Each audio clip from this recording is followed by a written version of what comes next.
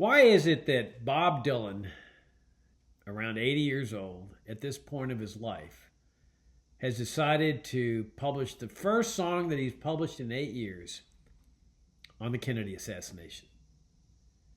Join me in this week's Libertarian Angle as I examine that question.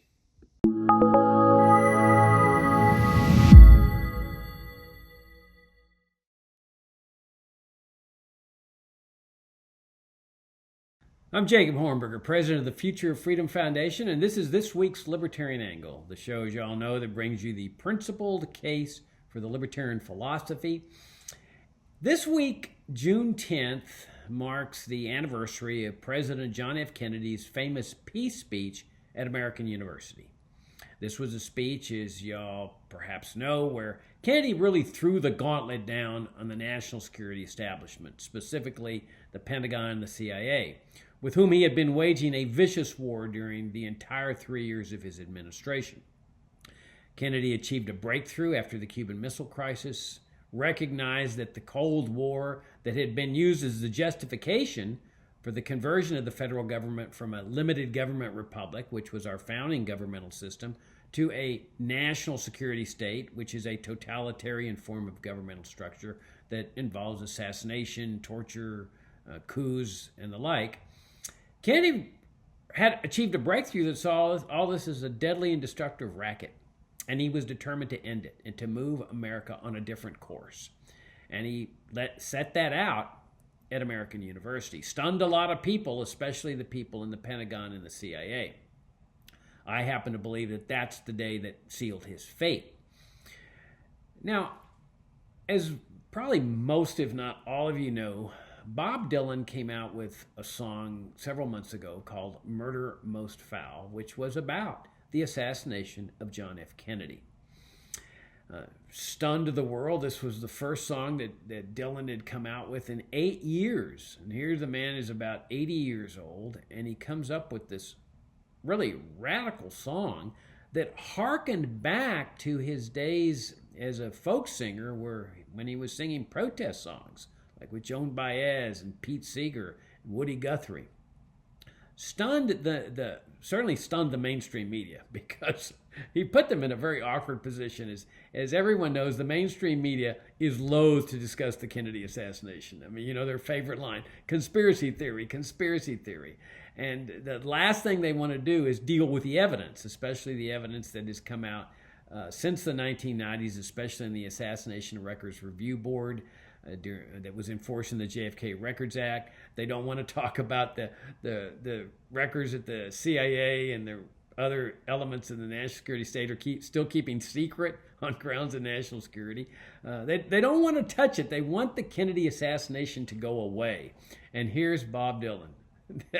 They can't ignore. I mean, there's no way you can ignore Bob Dylan, especially when he comes out with the longest song of his career. I think it's like 17 minutes. Dealing with the Kennedy assassination. He put them all in a box. They could have ignored him, but they would have looked silly for doing so. So Dylan forced the mainstream media to revisit the Kennedy assassination, but it's really funny how they do it and how they reconcile and what he's saying in this particular song. Well, I happen to be watching a documentary about Dylan just this week. It was on Amazon Prime. Great documentary, and it's about the early days of Bob Dylan, how he got established, how he moved from Minnesota and changed his name and moved to Greenwich Village in New York and started singing folk songs and getting introduced to the people there singing folk songs. And Greenwich Village was like this mecca for people that were singing protest songs. And Dylan got to know him. He got to know Woody Guthrie, got to know Pete Seeger, and gradually he started rising in prominence. I mean, people started recognizing this guy's an absolute genius, especially in the way that he would write songs. So I came up in the middle of this documentary that I'm watching. I'm like stunned because of what it points out. And I highly recommend the documentary. It's on Amazon Prime. It's called Bob Dylan, Roads Rapidly Changing, in and out of the folk revival 1961 to 1965. So in the middle of this, they've got different commentators, and one of the commentators is a guy named Nigel Williamson, who is identified as the author of The Rough Guide to Bob Dylan.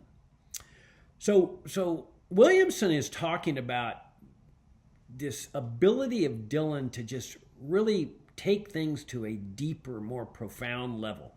And he uses the assassination or the murder of Medgar Evers as an example. Evers, of course, was a civil rights leader, got shot, killed. And Williamson talks about how Phil Oakes, who was another folk singer, talked about the Evers assassination in one of his songs. And he says he ends up his song saying something like, "The country gained a killer and lost a man," which is just banal, he calls it. He says, let's look at what Dylan says. Dylan says, yeah, but hang on. Who is this character who fired the gun? You've got to look at what lies behind that, and you've got to look at the whole edifice of state governors and marshals and sheriffs and cops that have created and support and sustain this system of Jim Crow laws and allows these injustices to be perpetrated. So Dylan's genius was not just focusing in on the murderer. His genius was understanding that this was part of an apparatus, a structure, a governmental structure, and that if we're going to really accomplish anything, we have to look at that structure. That's what no one else was willing to do.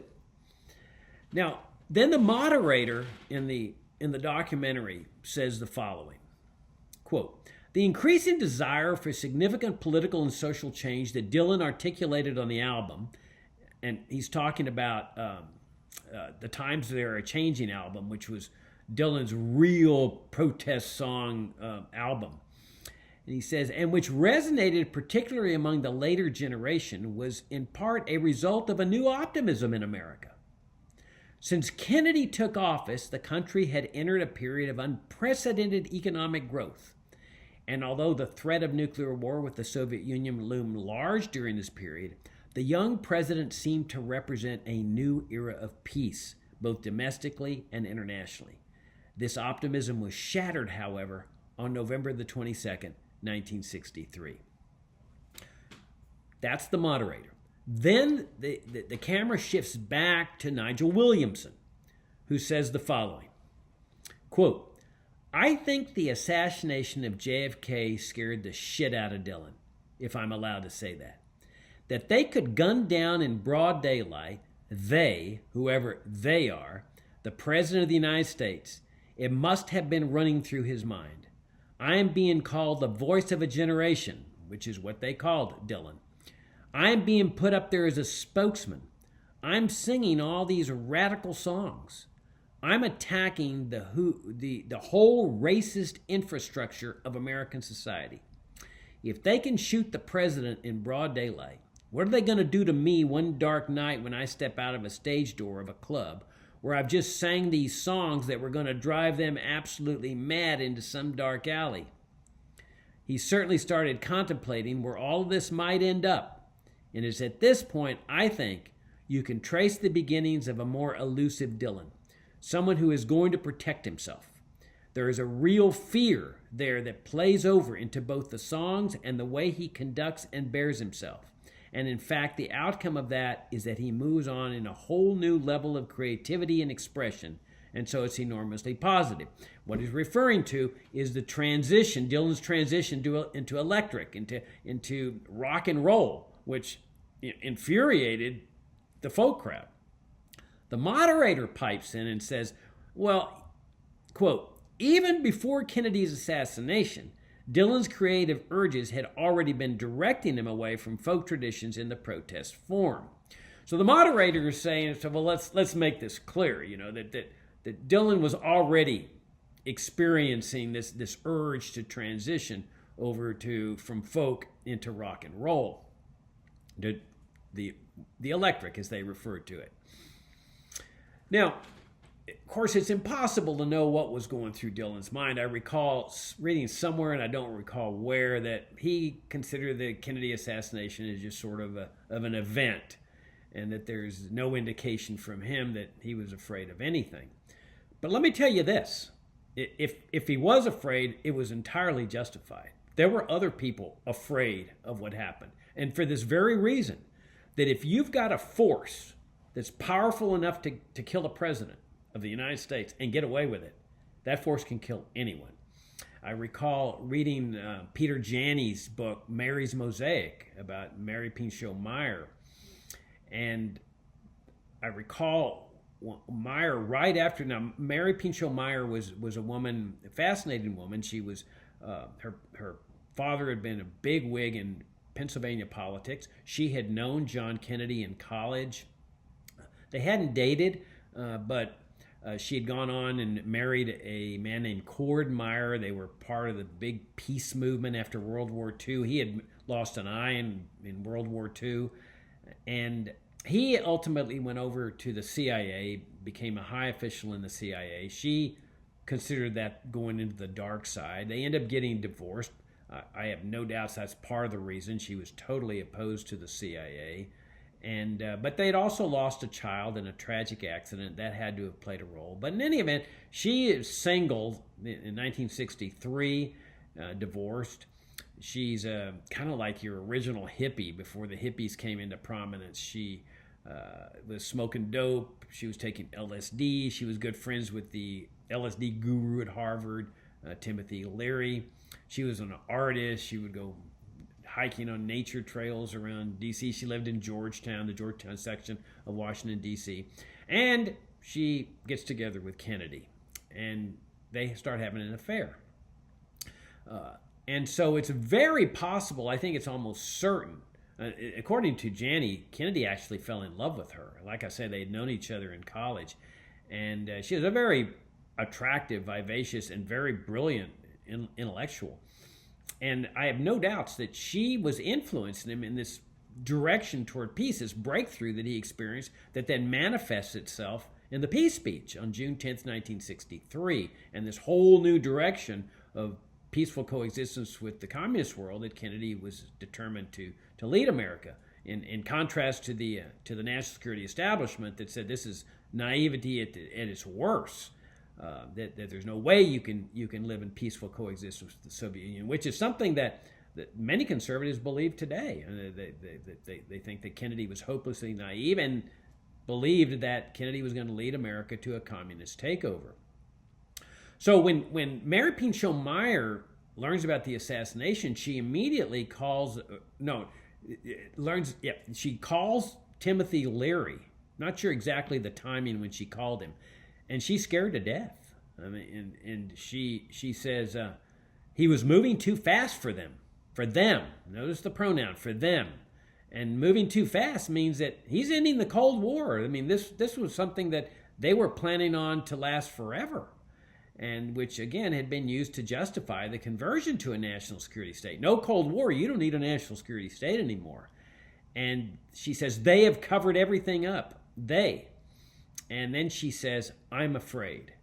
She's afraid that they're going to come after her. And so there would have been justification for Dillon. Here's Dillon writing these protest songs that go to the core, that go to the structure, especially on segregation, that it would have been logical for him to be afraid. Now, he was, to make things even worse here, he was dating a woman named Suze, what's her last name? Suze Rotolo, an Italian-American girl, very, vivacious, very attractive, very intellectual, and very leftist. In fact, her parents had been members of the Communist Party, and she herself had been some kind of a member of some communist wing of the Communist Party or the communist movement. And she was participating heavily in the protest movements against segregation in the South and against other injustices. And so she played a huge role in influencing Dylan into this direction. In fact, the cover album of The Times They Are Changing shows him arm in arm with her.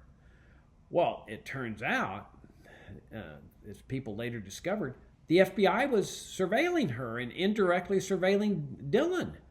That they knew her connections to communism. And now remember, this is the Cold War, where they're going after communists and they're killing communists. This was considered a grave threat to American national security. The whole Cold War was based on the anti-communist crusade. The concept was that there was a communist conspiracy based in Moscow that was going to take over the world, and an international communist conspiracy. And therefore, the people in the United States had been participating very innocently in the political process, which they had a right to do. You had a right to be a communist or a socialist or whatever, just like Bernie Sanders is a socialist. But during the Cold War, all that became effectively illegal. That they started targeting communists. You remember the McCarthy hearings? They were doing everything they could to destroy them or smear them, while at the same time trying to kill communists, at least in foreign countries, like Fidel Castro, a man who never did anything against the United States. But they felt they had a right to kill him because, not only because he was a communist, but because he was aligning himself with the Soviet Union and the communist world. And there were others. That was the mindset. We got a right to kill these communists. And so Suze Rotella was under heavy surveillance by the CIA, the FBI. They had a huge file on her. She had traveled to Cuba illegally because, remember, Americans are not permitted to travel to Cuba. Well, in this file that she's over there saying, they're saying in this file she's dating Dylan. Now, I don't know whether there's a FBI file on Dylan as well, but clearly, if Dylan had been afraid, it would have been entirely justified because they're clearly going after communist peoples with leftist deals. And here's a man he's going to the core. He's looking at the structure of this evil here, at least with respect to segregation. But I mean, also the war, Vietnam War, all his references to the engines of war that the national security establishment was doing. Don't forget also, remember that the FBI was tailing John Lennon, keeping files on him as a grave threat to national security. So Dylan here, okay, maybe he was going to make the transition after all, but this certainly would have made things easier for him. It would have made things safer for him, where he signals, I'm getting away from this area. I recall also in Peter Janney's book, Janney told about a woman who was a close friend of Mary Pinchot Meyer, part of her inner circle, and that right after the assassination, she moved to the farthest reaches of Vermont or New Hampshire, like near the Canadian border, moved out in the woods. And every time Janney contacted her to ask her some questions about what was going on during that period, what Meyer may have told her, she was just steadfast. I will not talk to you. I will not answer one question. And it seems obvious that what she was doing, and she moved there right after the assassination, is that she was essentially saying, "Look, I'm not any threat to you. I'm going to be here ensconced in the woods in whatever near Vermont, New Hampshire. Please don't kill me." I mean, it is that sense of fear, and there were a lot of people afraid after the assassination. So it would have been perfectly logical for Dylan to be one of those, because clearly, given the impact he was having, I mean, they did call him the voice of a generation. I mean, my generation, and a little bit older than my generation, and people that are now 80, I mean, Dylan was everything. And we all know the influence that Dylan has had. Now, let's move over to Dylan's song, Murder Most Foul. Now, I find it fascinating, you see, that Dylan is now, this many years later, comes out with this song, which is really a long poem about the Kennedy assassination. I mean, I find it fascinating. I remember reading somewhere, and it may have been in his biography. I didn't read his biography, but I think I saw a reference to it, where after the Kennedy assassination, like in 1964 or something, that Dillon was there in Dallas and actually drove the parade route there in Dealey Plaza to get a sense of what was happening, and that he actually commented when he looked up at the 6th floor of the Texas School Book Depository. He said, "That's an extremely difficult shot for anyone to make," or words to that effect.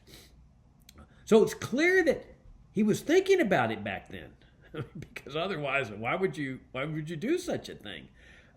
But he never addresses it. You see, this is what's fascinating. I take that back. That he was getting an award at some point. I think the ACLU or somebody was giving him an award, and he was drunk, and he made some innocuous reference to, hey, I kind of can sympathize with what Oswald was feeling, and he got booed, and he later explained what he meant by that. Now, this was a time, remember, that everybody just assumed that Oswald was guilty. And that's the way it's always been framed by the mainstream press. Notice that that's always the question that's asked. And whenever the Kennedy assassination is brought up by the mainstream press, they always say, do you feel that Oswald acted alone, or that he acted in concert with others? See,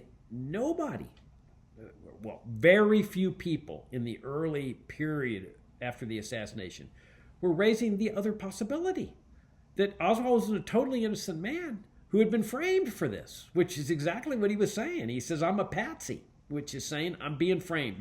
I'm taking the fall for something I didn't do. But nobody ever did that. And so by virtue of framing it like that, did Oswald act alone or did he act in concert with someone? It leads you to all sorts of dead ends, because the evidence as it's surfaced don't fit within either of those two scenarios. But when you look at the volume of evidence that has come out, especially since the 1990s, it all fits perfectly well with the third scenario, and that is that he's a patsy and that this is a national security state regime change operation. Now, let me pull up the lyrics here, because it's really fascinating what Dillon's doing here, because he really is putting the mainstream press in an awkward position. I invite you to watch the song if you haven't done so. It's on YouTube, but also look at the lyrics. He says, "Being led to the slaughter like a sack of lamb." Now, if you look at some of the mainstream commentators talking about this, they're saying, "Oh, well, Dillon's not raising a conspiracy theory. He's not a conspiracy theorist." No, he isn't a conspiracy theorist. He's talking about what actually happened here. This was a regime change operation. Many of you are familiar with the conference we just put on at the Future of Freedom Foundation. The whole purpose of that conference was to serve as an easy-to-understand prosecution of the national security establishment. We began very simply with the war that was going on with Kennedy, how he was different, how the national security state got established. We move into the medical evidence surrounding the autopsy. The objective is to establish the fraudulent nature of the autopsy. And then once we do that, there's no innocent explanation for a fraudulent autopsy. That directly leads to the assassination. It's part of the cover-up. And then, of course, we developed that war that was taking place between Kennedy and the national security establishment. So, in other words, this was Dealey Plaza was a trap. I mean, and he's being led to the slaughter like a sacrificial lamb. They were waiting for him there with a military-style ambush. Then Dillon goes on. He said, "Wait a minute, boys. You know who I am?" This is Kennedy talking. "Of course we do. We know who you are." You see, now notice the pronouns. Boys, that's not a pronoun, but wait a minute, boys. You see, he's not boy like Lee Harvey Oswald. It's boys. This is what the mainstream press just wants to ignore here. Then he says, "Of course we do. We know who you are. Not I know who you are. Not Lee Harvey Oswald knows. It's we know who you are." Well, of course they do. They're the Pentagon. They're the CIA. Then he says in the song, "Then they," again, there's that they, "blew off his head while he was still in the car, shot like a dog in broad daylight. Was a matter of timing, and the timing was right." You got unpaid debts we've come to collect. We're going to kill you with hatred without any respect. Well, the unpaid debts, I mean, yeah, that he had supposedly betrayed the Cuban exiles at the Bay of Pigs. He refused to provide air support, even though it was clear, as we pointed out in our conference, that Kennedy, the CIA had manipulated Kennedy, lied to him, deceived him, defrauded him by making him think that the operation could succeed without U.S. air support. They figured that once the guys were on the beaches, that he'd have to relent and provide the air support, and then an invasion. And Kennedy refused to relent and let all those men get killed or captured by the communists. And then he refused Operation Northwoods, which is a plan that was riddled with fraud, that the Pentagon unanimously, Joint Chiefs of Staff unanimously recommended to him to invade Cuba, dealing with terrorist attacks where real people were going to get killed, plane hijackings, and it was all riddled with fraud because the Pentagon was saying, well, we'll just say that they were carried out by Castro's forces, and you tell that to the world, Mr. President, and then you just invade. And then the Cuban Missile Crisis, Kennedy resolves it by promising not to invade Cuba, effectively in communist hands permanently. You got unpaid debts here, Mr. President, and we've come to collect. We're going to kill you with hatred, and they did. They hated Kennedy. I mean, that's one of the things we clearly establish in this conference, which I would invite you to watch. It's on our website at fff.org. The hatred was palpable. They considered him a traitor, but most of all, they considered that he was leading America to the slaughter, to a communist takeover. And this is, in fact, why they ousted Mossadegh from power in 1953 in a coup, why they ousted the democratically elected president of another country, Guatemala, in 1954. Then you've got, of course, the assassination attempts on Castro, who led a country that never did anything to the United States. 10 years after the Kennedy assassination, as I pointed out in my own presentation at the conference, you've got the Allende killing there that took place. Some people say it's a suicide. Other people say it's a killing. Doesn't matter. It was the U.S. instigated coup there that left him dead. And then here's the lyrics go on. We've already got someone here to take your place. Well, of course they did. They had Lyndon Johnson. And you'll see in my presentation at our conference where Johnson's role in all this was. That the fraudulent plan for the autopsy was launched at Parkland Hospital. The autopsy finally took place at Bethesda, but the plot for the fraudulent autopsy was launched there at Parkland Hospital in Dallas.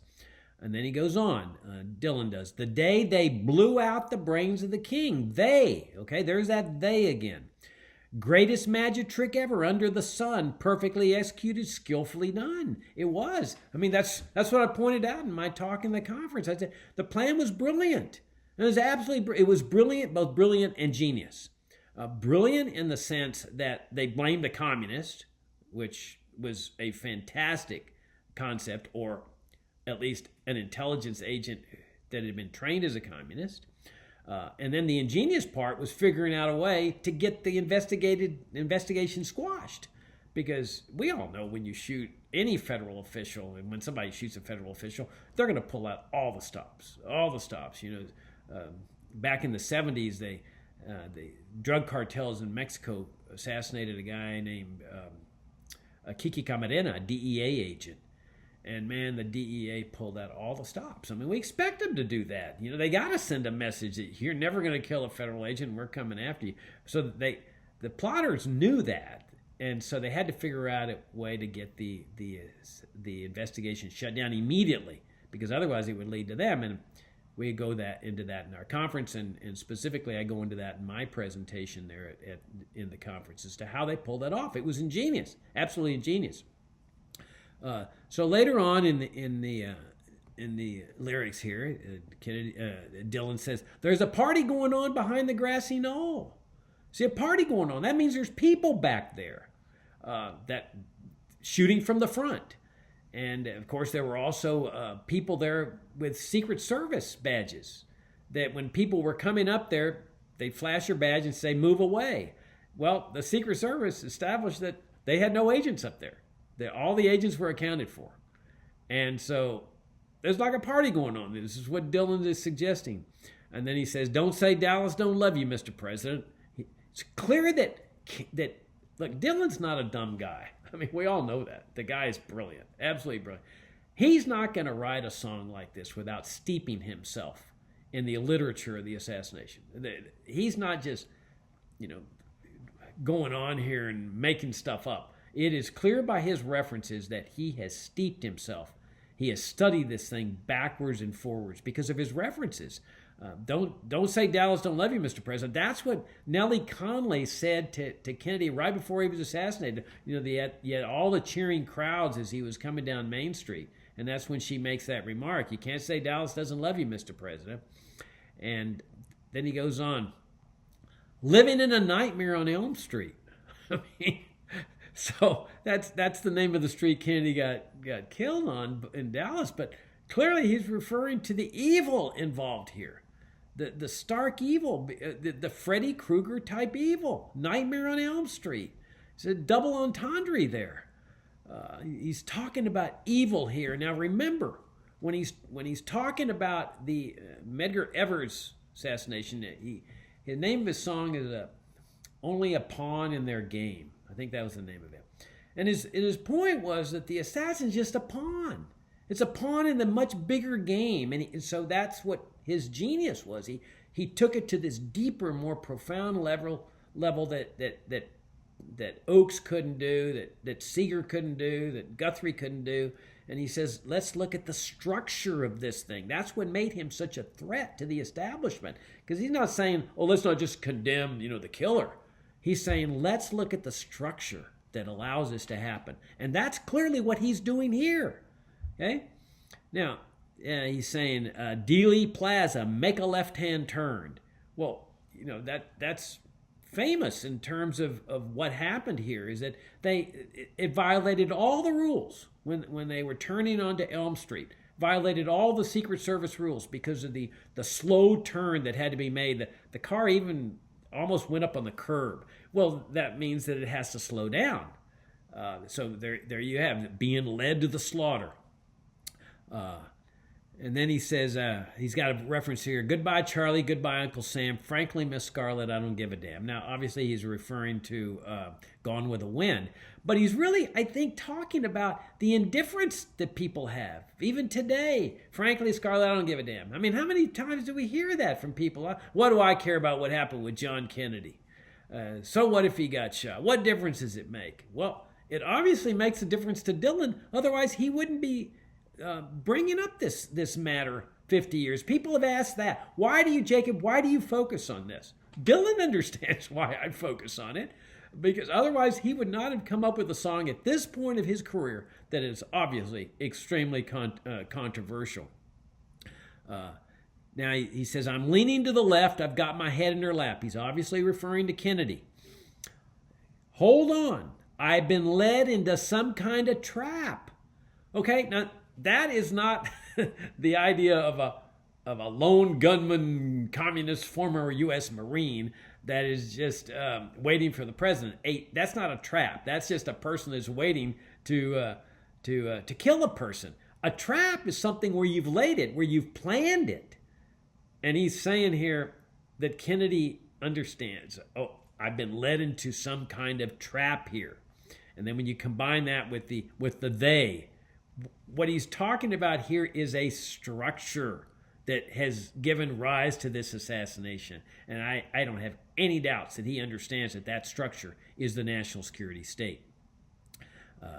Now, he says, look, we're right down the street from the street where you live. Okay, where is the CIA? Where is the Pentagon? Right down the street, right near the White House. We're right near you, Mr. President. And then here's another fascinating part, too. They say, Dillon writes, they mutilated his body and they took out his brain. Now, it's possible he's referring to the shooting, but that's a strange way to refer to a shooting. They mutilated his body and they took out his brain. Because if you're referring to the shooting, I mean, you talk about they shot up his body, they shot out his brain. My hunch and it's just a hunch, that Dillon has familiarized himself with the autopsy evidence, because that's exactly what they did during this fraudulent autopsy. I mean, what other word would you use? Those of you that are familiar with my book, The Kennedy Autopsy, that are familiar with the work of Douglas Horne, who served on the Assassination Records Review Board, especially his five-volume watershed book, Inside the Assassination Records Review Board, that those of you that saw the conference, we had, let's see, three or four medical personnel, doctors, giving presentations, three doctors, Dr. Mantic, Dr. Chesser, Dr. Aguilar, and then Doug Horne talking about the medical evidence. And you know that the best word to use is mutilate his body. I mean, that's what they had to do to hide the fact that there were shots fired from the front. And they took out his brain as part of this process. One of the autopsy assistants even said that in the hour and a half where they had secretly brought in Kennedy's body into the Bethesda morgue before the official entry time at 8 p.m., they had mutilated his body in order to hide shots fired from the front. So I think that's very revealing on Dillon's part. Then he says, but his soul's not there where we're supposed to be for the last 50 years. They've been searching for that. And I think he's talking about that for the last 50 years, America's lost its soul too in this thing. I mean, it's like, okay, a lot of people understand that the official version never made any sense. It is a little too pat. It was all consistent with a frame-up. But a lot of people don't want to confront what happened here. And you got to confront it. This is what Dillon's doing. Dillon's 80 years old, and he's saying, I'm going to confront this. He's written a song, and I can't help but wonder whether he thinks, I wonder if I should have written this back in 1963.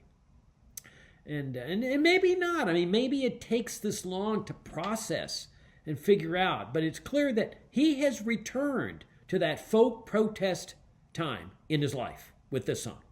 I mean, he's reached the last part of his life, and he's saying, I'm going to address what happened here. Because what he's saying, and what we've been saying at FFF, and what a lot of other people have been saying in this thing, the nation can't go on without confronting this. This is part of the national security state legacy, and you can talk about conspiracy theory that and conspiracy theory this, but the fact is that the evidence overwhelmingly, beyond a reasonable doubt, as we established in that conference, establishes a fraudulent autopsy. There's no way around that. And so, don't even get involved with Dealey Plaza. Don't worry about the bullets and the caliber of the gun and all. All you have to do is focus in on the autopsy. And that's what our conference does. And once you reach that conclusion that this was fraud, and there's no question there's fraud there, that there's no other conclusion that can be reached than that this was a cover-up as part of the assassination. That's why a key to understand the assassination is just the autopsy. Once you figure out that there's fraud there, that's it, case closed. It's that simple, because there's no innocent explanation for a fraudulent autopsy. And that's what we need to confront this country. Over, how many years people have said, Jacob, what difference does it make? Look around you. You've got a totally dysfunctional society. You've got suicide rates out the gazoo, including by young people. I mean, what's that all about? It's soaring suicide rates by young people, suicide rates by other people, veterans. You got alcoholism, drug addiction. Look at all the dysfunctionality in politics, the forever wars. I mean, how can anyone not see that when you have this enormous rupture in a society with the assassination of a president who is moving America in a direction that is totally opposite from the Pentagon and the CIA, these two omnipotent, all-powerful agencies, how can that rupture not have long-lasting effects? And the only way to get this nation back on the right track is to confront this and deal with it. People ask me, well, why do you keep addressing it? Because the structure is still there. Dillon understands that. The structure is still there. And it's a structure of cover-up as well. I mean, notice how they're still covering up the records, the CIA's records that are still secret based on national security. Come on, give me a break. I mean, and notice the mainstream press, they're not even bothered by it. when Trump granted the extension to October of 2021, and the CIA says, "Oh, Mr. President, national security will be affected if we reveal our secrets here." I mean, the mainstream press just says, "Oh, of course, of course. How could it not be? The CIA's not going to lie about it. They're not going to try to keep their things secret here, their dark side secret." This is ridiculous. And mark my words, they're going to ask for another extension in October 21. And the mainstream press is going to say, "Oh, of course, national security is." This is ridiculous. I mean, it happened, 55 years ago? I mean, the whole thing was ludicrous to shroud it in national security in the first place. If this was really a lone nut assassin, former U.S. Marine, communist, what would that have to do with national security? You see, they shrouded in national security because they knew they needed to keep it secret. They needed to get that investigation shut down. So here, let me go on. That magic bullet of yours has gone to my head. Okay, that's the magic bullet theory. I mean, so Dylan's clearly done his studying here. I'm just a patsy, like Patsy Cline. Now, this is one of the things that the mainstream commentators on this song, they don't like addressing that, you see, because what Dylan's saying is he's quoting Oswald. I'm just a patsy. So it's clear that he has studied it, and of course he used a little music reference there, Patsy Cline. And it's a poem. It rhymes. Never shot anyone from in front or behind. So that's what Oswald was saying. I never shot anyone in front or behind. That's what Dylan's essentially paraphrasing Oswald. Now here's another interesting reference. He says, Zapruder's film, I've seen that before. Seen it 33 times, maybe more. It's vile and deceitful. It's cruel and it's mean. Ugliest thing you've ever seen. Now, I find one word in that thing, that little phraseology, very interesting. And that word is deceitful. Now, he's talking about the Zapruder film. Abraham Zapruder, of course, was the guy that was up there with his camera on Dealey Plaza and records the assassination. Okay. Now, why do I find this part interesting? Well, why does Dylan say it's deceitful?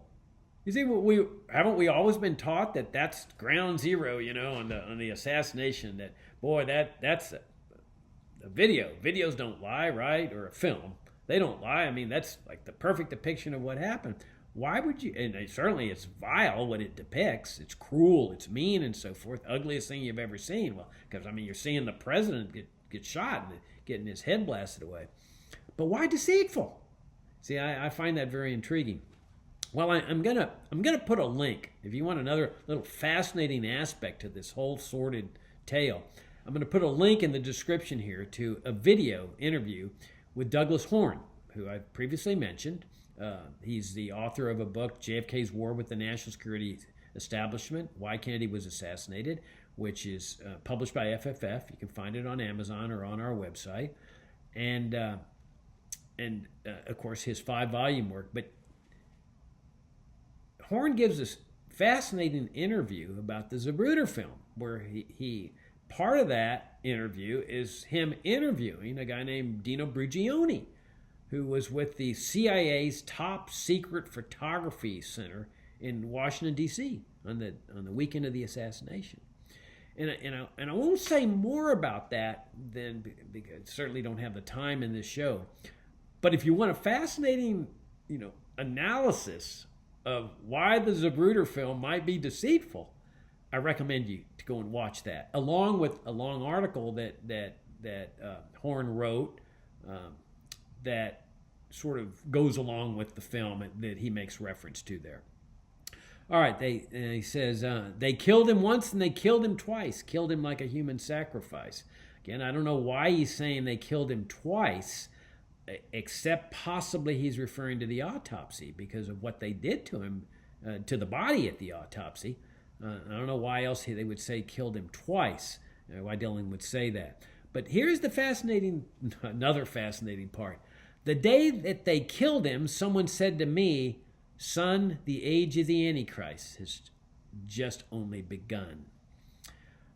So here he's talking about this evil that is now pervading, this rot pervading the governmental complex, the society. That it's not just a shooting and then that's it.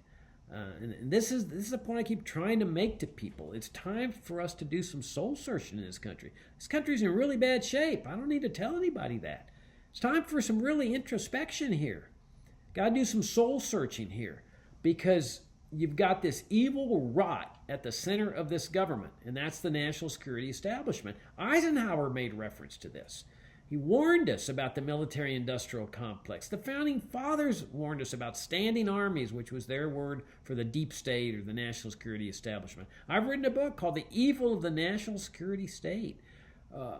And you know, I don't know whether you want to call it the age of the Antichrist, but it's certainly the age of evil. Look at all the evil that has taken place since the Kennedy assassination. Look at our society, the Vietnam War, all the massacres in the Vietnam War, the bombing, the waste of American life, all the coups, assassinations, assassination attempts of innocent people. The coups like in Chile, where they install Pinochet, who kills 3,000 innocent people and rounds up 50,000 people, all with the support of the Pentagon, the CIA. They were cheering him because these were socialists, these were communists, and when you go back and see what they were keeping files on and surveilling Susan Rotolo, and maybe Dylan as well. You think over to the Chilean coup 10 years after that, and there were two Americans, Charles Horman and Frank Tarugi, there, who were supporting Allende, who were opposing the Vietnam War, and they were American citizens. And the U.S. national security establishment deemed them threats to national security and authorized the Chilean officials to kill them, and they did. I mean, there's no way that Pinochet's forces would have killed an American. I mean, America was their ally. That was why the coup was even being held, because the CIA and the Pentagon had inspired them to do it. And it helped them to do it through the kidnapping assassination of Rene Schneider, who was the commanding general of Chile's armed forces, who was totally opposed to a coup. And so Dylan says, I said the soul of a nation being torn away and is beginning to go into a slow decay. How does that not describe America for the last 55 years or so? And that is 36 hours past Judgment Day. He says it's getting too late here, that things are just going from bad to worse. And then the rest of them are some interesting references to music and what Dylan is, a musician. They killed him on the altar of the rising. There's that they again. And then he says, then play Misty for me. I mean, that's an interesting reference, because Play Misty for Me was a movie in which Clint Eastwood was being stalked by a woman who was trying to kill him. And I think he might be making reference here that you had the national security establishment stalking Kennedy. I mean, there was the assassination attempt in Chicago just a few weeks before Dallas. There was references to an assassination attempt in Florida. They were stalking him. There's no question. They had to be stalking him in order to finally make sure that, as Dylan says, the timing was right. He was being led into a trap. So I think the big message here is, look, we've got to do some soul searching here. Yeah, it happened a long time ago, but we're living with the effects of that, just like we're living with the effects of the coup in '53 with Iran. Look at the bad relations with Iran. I mean, that's how long these things last. But you've got to confront them. You've got to face them. And that was the purpose of our conference, is to give people an ability to do that. Okay, there's several hours of watching these videos, but to me it was one of the best conferences we've ever put on. I mean, if you want to understand why those of us are so intent on continuing to address this, watch the conference. Okay, it's an investment, I don't know, 20 hours of your time maybe, several speakers, but by the end of that conference, if you haven't concluded that this was a fraudulent autopsy, that Kennedy was in a vicious war with the national security establishment, and that war culminated in Kennedy losing, and then I'd be very surprised. I think we've proven it. I wanted to set up a conference that presented a prosecutor's brief, like I was in court, saying, here's our evidence that convicts the national security establishment. And there's no doubt in my mind that we did that. And that's the feedback I'm getting. that we convicted the national security establishment of this crime beyond a reasonable doubt, especially with respect to two things: the fraudulent autopsy and the vicious war that was being waged when Kennedy decided to move America in a direction that was opposite from that the Pentagon and the CIA felt was in the interest of national security. So that's my presentation for this week for Libertarian Angle. Thank you for tuning in. Thanks for going overtime with me here, and I look forward to seeing you next week.